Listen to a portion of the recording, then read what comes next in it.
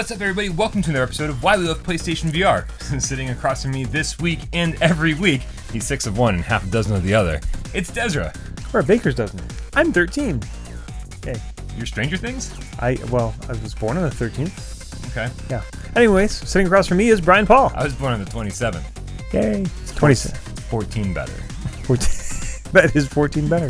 And every week on Why We Love PlayStation VR, we throw out random numbers, but more importantly than that, we talk about classic PlayStation VR games. We dive into the PlayStation VR back catalog, the classics, the retro PSVR games. Way back in 2017. One day. Yes. One day somebody's going to watch this and go, yeah, that actually makes sense now. That's true. Yeah. Like, these guys were pretty prescient, man. One day somebody will watch this. So, fingers crossed. So what game did we decide to talk about this week, Desiree? Today we are talking about one of my legitimately favorite games for the PlayStation VR, The Invisible Hours. And I think in your review you might have said possibly of all time. Yeah, well, I may have shared that down. I didn't watch the review. I don't think I said that. Yeah. No, this is, and actually, let's just get right into the contrary right off the bat. Sure. Is this a game? Well, yes and no. Yes. Yeah. Yeah. So what is this game? Maybe I should have the right piece of paper handy. Yeah. So The Invisible Hours. Yep. When did it come out? It was released October 10th, 2017 for the PlayStation 4. PSVR, I suppose. It's also since then been released on the other VR platforms as well. It's late. Yeah, it is late. Sorry. Or early. But anyways, it's a murder mystery you can play. It's an alternate history murder mystery. Yeah. It starts out as your very typical. There's a lot of your typical tropes. We haven't used that in a while. It's been a while, yeah. Of the murder mystery. You know, this storm-tossed island out in the middle of nowhere. 7 strangers or 8 or whatever all meet on the island, and then there's a body shows up. And the bridge is out, folks. You'll have to spend the night. Yeah, bridge is out, or the storm is so bad, not even the police can get there. It's the Rocky Horror Picture Show, except with far less music and dancing. And one more, Nikola Tesla. Yeah. Yeah. I don't think he appeared in that movie. One less. No. Yeah, so you're actually at Nikola Tesla's mansion at a party, maybe, hosted by him, and the first thing that happens is he's dead. And that's not a spoiler. That's the premise of the game. Yeah, and we want to tread pretty lightly on spoiler territory here because it is a mystery, and the whole point of the game is to play through that. So normally we play a little fast and loose with the spoilers, but I think we're kind of respect you for this one. Yeah, because as Des was saying, this is not really even a game. It's more of a movie. It's more of a movie that you're interacting with, watching. It's Night Trap, the VR game. Yeah, this was actually one of my first reviews I did for the channel. Was it the first? I think it was. Or was it Chernobyl? No. Chernobyl was your first. Chernobyl was my first. Yeah. That was this. But and then I was like, okay, now you can play a good game. But now, I said it then. I say it now. I really think this is kind of it's the future of storytelling. Really, what it is. We actually haven't even talked about it yet. The way the game is played, you're not a character in the game. Mm-mm. You're just this independent observer, this invisible floating eyeball. You're an invisible hour. Yes. And there are 7 characters. It's 7? Yeah. That sounds right. 1, 2, 3, 4, 5. No, 8. That sounded wrong then, I guess. Well, it's all good. The exact number gets spoilery. And also, it doesn't matter for the premise of our show. But what is different about this than any other book you've read or movie you've seen or TV show you've seen, anytime you watch a movie, you watch your main character. Main character does stuff. And we kind of forget that there's a whole other world around them and all the other characters are doing things at the same time. We just follow this character and then, our point of view shifts and stuff happens here. Well, The Invisible Hours, all 8 characters are doing things all at the same time. Yeah. And it's your job to kind of follow from person to person to see what's happening. And you can, lock yourself into one character and sort of follow them around, or you can just jump from place to place. It is teleportation only. But the cool part is you actually have this time mechanic. You can forward, reverse, and stop time. There is a limitation to that. Yes. This game's divided into 4 acts. Yes. And so once a new act begins, that is as far back as you can go. Right. So if the act ended and you didn't see everything you wanted to see, well, sorry, you got to play through it again later. Yes. And it doesn't mean you have to play through, like, once you've unlocked those chapters, you can exit out and just go back to that chapter again. You don't have to play through the whole game every time. Calm down. Yeah. And let's just say how this game is probably, if you were just to witness everything as it happens and not stop time or reverse time, it's about, what, an hour and a half, you think? Yeah, probably. No, isn't it even that long? Maybe I was thinking more an hour. I think it was, I was thinking 20 minutes per act, so about an hour and 20 minutes. Right, and there's the first. Right, I've heard about that. Yeah. And now, but there are so many things happening when you're not around. You can go, you can hang out with people, either having conversations, or you can just leave and go wherever you want at any given time, and inevitably you will find other things happening in this house, and they are things that you would not have witnessed if you just hung back there and watched that conversation. Yeah. I'm gonna estimate that if you want to see everything that this game has to offer, see all the twists and turns, all the storylines, which do you think, have you seen all of them? I have not. Neither have I. Yep. We're estimating around 5 to 6 hours. Yeah, I know in my original review I said at that point I had played it for 5 hours. I still haven't unlocked everything.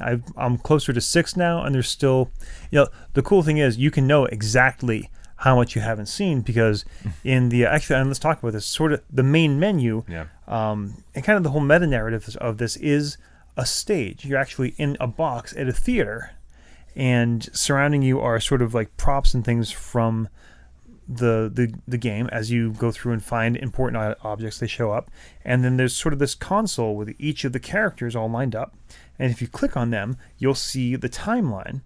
And highlighted will be all the times that you have followed them. Right. Any times that you don't know what they were doing or you haven't seen them, it'll be black. So you can go through each individual character and see exactly how much of their story you've seen and say, oh, wait, I wasn't here for Gustav's, like this 15 minutes. Right. So you can go and find him. Let's go see what he did during those 15 minutes.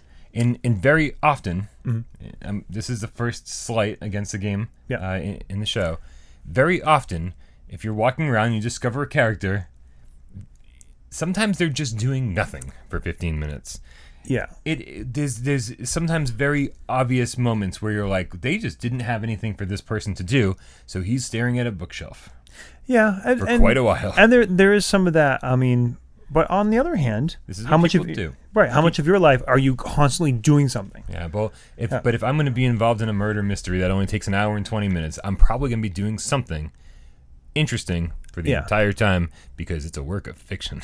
Yeah, there is that. So definitely. But if you think about, also, if you have 8 different characters, each of them with, an hour and a half of stuff they have to be doing, and also stuff that they have to be doing that makes sense with the other things that are going on. Also true. Really difficult to do. So, definitely there are some problems. I remember watching Monday just kind of sit on some steps for a while. Yep.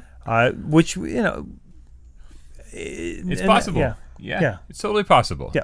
And it's good because, it's good and bad. Because sometimes you'll see somebody and you'll hang out with them for a second and you'll be like, well, he's not doing anything interesting at all. Yeah. And then you go away and you might have actually missed something. Yeah. Which is interesting. So I thought I had this game nailed, right? I was like, from the get-go, I was like, I've got a plan of action.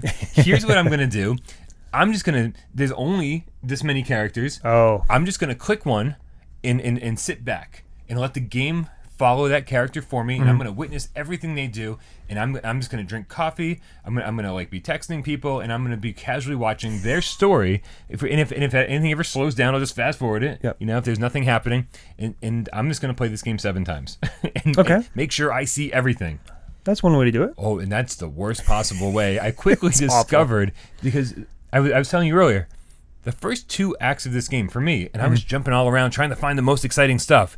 Like, I was like, holy crap, I would not still be playing this game if we weren't filming this episode. Yeah. And then around Act 3, everything got good. Like, everywhere I went, there was cool stuff happening. I was like, I want to stay here, but what's happening over there? Like, sometimes you'll be in a room not talking to people, but witnessing a very interesting conversation, and then somebody will just run right by, and you'll be like, what's going on over there? And you'll be like, oh, I want to hear this, and then but I just want to go over there. And it's very easy to forget that you, like, can just finish this conversation and then rewind time and go follow that person because you get caught up in the moment. So too often you'll find yourself jumping around. You're like, I'm going to go over there and then come back to this later, and then the act ends, and you're like, well, I don't want to start that over again. Yeah. So it does have. I mean, it has the pacing of a classic mystery novel too. Yeah. Which you do. The first act is just sort of introducing the characters. Who can you trust? Who can you not trust? That kind of thing. Establishing everything. So yeah, that is going to take some time. But again, it's less of a movie and more of a novel. I mean, it's a visual novel. Yeah. My moment like that was at one point, the main detective Gustav runs into a room and is like, what? Oh, and he picks up something out of the fire. Like, what is this? Yeah.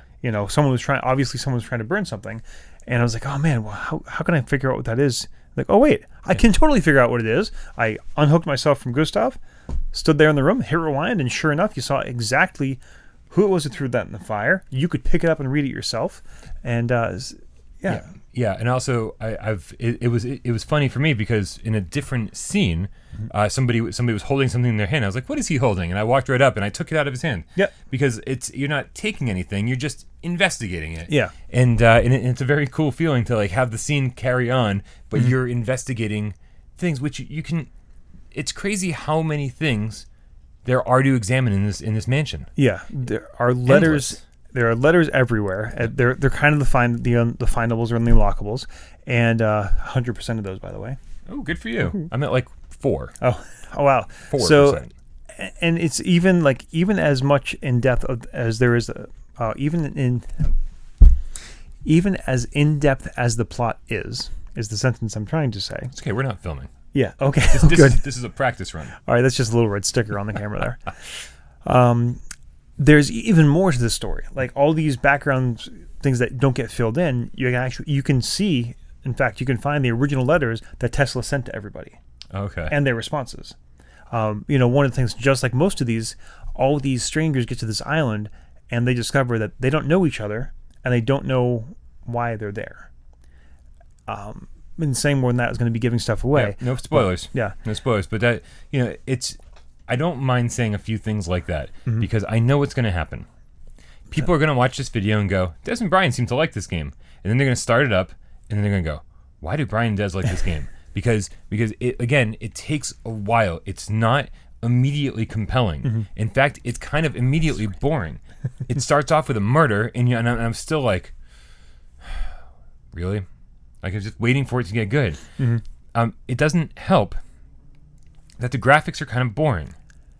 I can see that. And so the graphics have this cartoony style to them, right? Where it's like they certainly weren't going for realistic. I think it was just sort of low budget, and this is what they had to work with. The animations on the characters I don't think are particularly good. I think the facial animations are not very reflective of conversations that are going on. Okay. And the graphics in general are just kind of the whole house, despite its magnificence. Is that a word? Magnificence. Yeah, it feels stale and it feels kind of cardboard cutty. Cardboard cutout-y. Okay. I didn't get the immersion feeling. I'm in VR and I don't really feel the sense of place. Yeah, and I don't think, and I'm going to go to bat for them for this. That's not what this game is about. This is a VR experience. It's not supposed to be immersive in that same way because you are specifically not part of the story. Yeah, you are removed from it. What they're using VR for as a tool to be able to explore and move through 3-dimensional space in a way you can't do in any other way of storytelling. If this had gritty, realistic graphics. Like this was like, I mean, I know we're talking like AAA development when I talk about Resident Evil 7, but if it had that kind of graphics engine and it had full locomotion and more realistic looking characters, I think I would have been immediately far more engaged. Okay. And that's just it's personal preference, but also like it's also something you come to expect. Is like I'm going to put on the VR headset, I'm going to be immersed in something, and I always felt a little distant from what was going on. Yeah, but again, I think that's intentional. Yeah, I think you're supposed to. I can see where some of the design of the building, maybe. I think they actually did a good job on the character animation. I'm actually going to disagree with that. Right. I think the voice acting is phenomenal. I think so too. Especially for a title let's hey, we love PSVR, but can I be honest? There's not a lot of great voice acting on a lot of this. No, not exactly a strong point. But actually, can we mention Tequila Works a little bit? These aren't nobodies. Yeah. Rhyme just came out, so it's actually, I think, probably as of as of when we're recording this, it's free if you're a PS Plus member. Yeah, it might not be when this airs, but okay, it was certainly, and it was a great game. That game was stuck in development hell. We thought it wasn't even going to make it out, and it finally did. Yay! And they also made Sexy Brutale, which uses a very similar kind of time thing. Yeah, which is funny because the Sexy Brutale and the Invisible Hours both remind me of the Colonel's Bequest, which was one of my favorite PC games. Okay, and that was sort of what really kept me going was my memories of Colonel's Bequest. I love being Laura Bow and exploring a mansion and trying to figure out who done it. Know, and that was such a classic game for me when I was growing up. And I was like, oh, this is kind of there's something similar here. I also have to say, just for bringing the Tequila Works thing, I think this is one of the best starting logos for a game. It's just cool. Like the Tequila Works, the skull pops up, and the whole room you're in is just all this red and black kind of swirling. It's just circles spinning and stuff. Yeah, it just looks really cool. Almost like hypnotic. Right? Yeah, especially there's just a lot of games I've been playing lately. It's just like it throws the company logo just as a static rectangle in front of you. It's like, hey, you have all the space to use. Have fun with it. So thumbs up for that. Yeah, they also made just FYI, Tequila Works also made Wonder Worlds and Deadlight, which is a game that I thought was pretty damn good, side-scroller zombie game. And it's to Tequila Works' credit. Oh, is that the 2D one? Yeah. Yeah, the 2D side. Oh, right, yep. To their credit, they could have taken pretty much any of these other games and just thrown it into VR and been like, here's your VR game, guys. Yeah. But instead, they created an entire new story, an entire new engine, universe, everything. Yeah, and I've been saying since day one, since I saw Alumet going back to that, it's like this is, we're still in the very, very, very early days of this as a genre, as a tool for storytelling. And I think this was one of the first, real experiments in kind of pushing the boundaries of what we can actually do. What can we, other than making, hey, let's make a first-person shooter in VR. Let's make a this in VR. Let's make a this in VR. This was let's make something that really can't exist in any other format. So, what kind of controllers did you use? I used the DualShock 4. Yeah. All right, I did that, and I got bored with it. Okay. And I used the Move controllers. Okay. Which is kind of cool because the Move controllers in the game kind of look like Tesla inventions. Oh, okay. So they look kind of cool, but the downside to that is that they never turn the tutorial off. So there's always these sticks coming out of them with press this button to turn right and press this button to turn left and slow time and reverse time. And I was like, can you get rid of them so I can at least feel cool holding these Tesla inventions? Oh. That's a shame. Yeah, but so I will say that for picking up objects and investigating them and being the detective or whatever, I don't know what the hell you are, being an invisible person in this game, I like the Move controllers better for that. Yeah. But just for navigating, the DualShock 4 makes teleportation easier, and also this has been used kind of before and since, but the teleportation isn't just like, hey, I'm going to jump from here to there and then click turn. You can actually decide, I want to teleport to here, but when I land there, I want to be facing this direction. Oh, right, yeah. And you get real used to that real fast. I want to be investigating. I want to be part of this conversation, but from this angle. Yeah. And so I was constantly hopping around, and it works really well. But again, I would have preferred another locomotion scheme. And the angle and that's not nothing. The angle you view things at is really important because there's a moment, again, this is early on, so it's not going to be too spoilery. They first discover the body, they come in, and you're watching what's happening with these people. Yeah. If you weren't looking in exactly the right place, you wouldn't have seen there was actually someone watching that whole thing from the side. Nice. Who then tries to escape, and eventually the other characters catch on what's happening, but you once you play through a second time, you realize, oh, that guy was there the whole time watching all of this, and it's a really creepy feeling. It's like, oh, he was right behind me watching me, and I never even noticed it. Nice. So I'm not sure what else. Oh, well, I guess we'll do our Des Nugget again. Tequila Works, they did a fantastic job with one other thing with this. If you look on their YouTube channel, which sadly they only have 1,000 subscribers, so give them some love. They have a really great series of behind the scenes videos with interviews with the voice actors, with the dev team, and they talk specifically about some of the difficulties of, we think about voice acting and doing the motion capture, but actually there was a lot of stuff they had to do because they knew their performance would be seen from all sorts of different angles.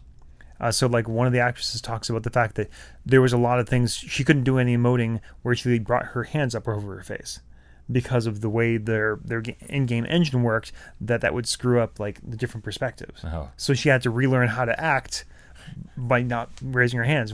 So that was just one little thing. So if you're into that, if you like this game and you want to learn more about all the crazy struggles they went through to make this happen, I would absolutely check out their YouTube channel. So if you like this game, go check out their YouTube channel. Yeah. But the question is, do we like this game? Do we like this game? Good Are we there segue. already? Wow. Yeah, we're there. Yeah. So our rating review, scale. The rating scale. So Do it. number 1, you absolutely have to buy this. This is a definite must-have for any PSVR owner's library. While you're still listening to me talk, go buy this.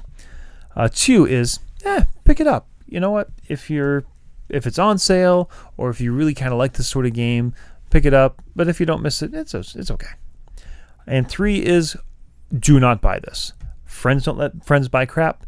We cannot reward these people for putting this kind of stuff out into the public. No. So what do you think? For me, hands down, no questions asked. I feel very, very confident in saying this. Yeah. It's a very strong 2.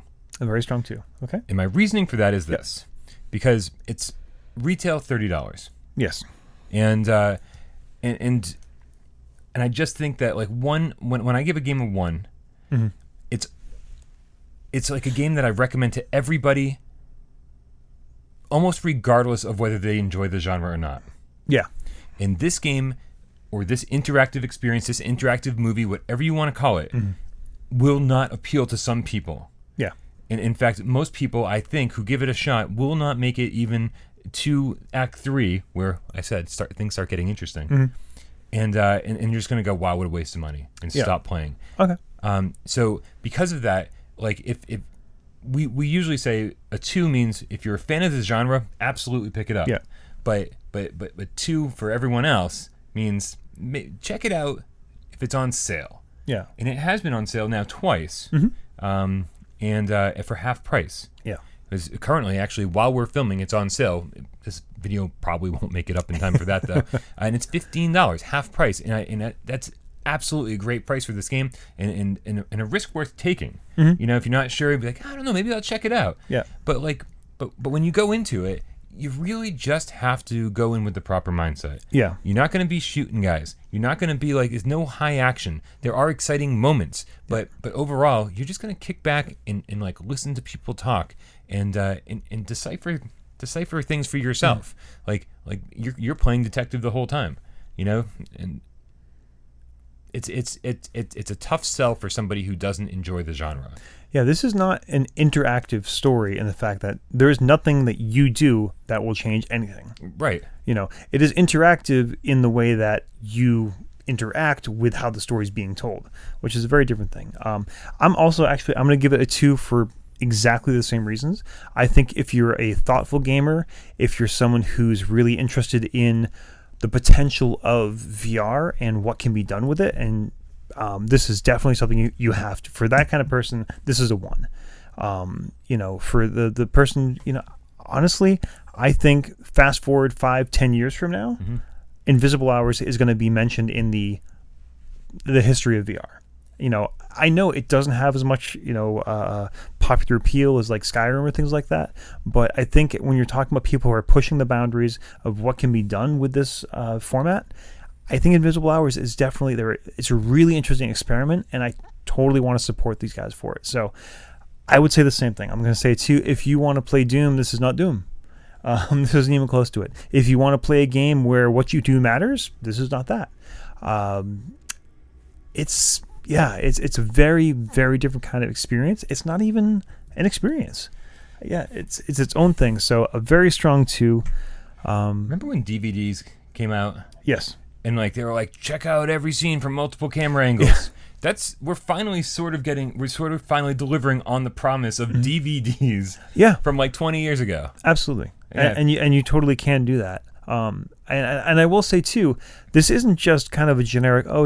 There are some really decent twists in here, and twists that you can totally not even Yeah. know about. There's some obvious, and they did this great job of like, there are some obvious ones like, oh well, this character is obviously not that. This is actually there, but those really obvious twists are just there to kind of lull you into a false sense of security, make you think, oh, I'm so smart, and then all of a sudden, like, what the hell was that thing just happened?